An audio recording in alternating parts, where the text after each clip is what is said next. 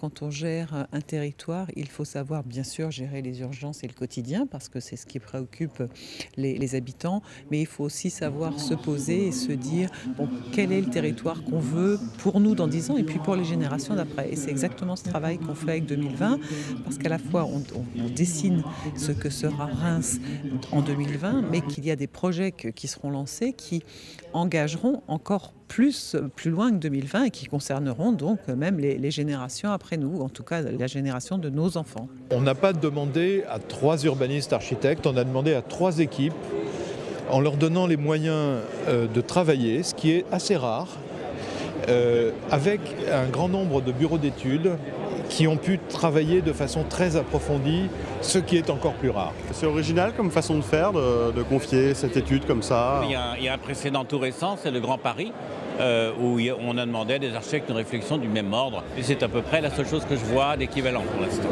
À l'échelle de grandes villes régionales comme Reims, je ne vois pas aujourd'hui d'autres exemples, mais ce qui est sûr, c'est que la démarche organisée ou lancée par Reims fait des envieux ou fait des émules. C'est-à-dire qu'un certain nombre de gens d'autres villes sont venus pour voir ce qui se passait et ont envie de faire la même chose. Nous avons déjà été contactés par exemple par la ville de Caen, il y a déjà plusieurs mois, qui veut faire la même chose parce que les élus avaient entendu parler de notre démarche. Également d'autres villes sont en train de regarder ce qu'on fait. Donc ça veut dire que ça va vraiment faire école, si je puis dire. Et c'est vrai que ça a été une façon particulièrement intéressante de travailler avec ces équipes, notamment parce que sur ces 3 équipes sélectionnées, on ne choisit pas un projet, mais on peut fabriquer un projet à partir de chacune de leurs propositions.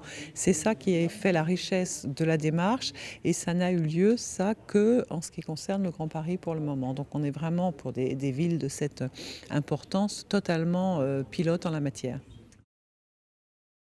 Invest in Reims.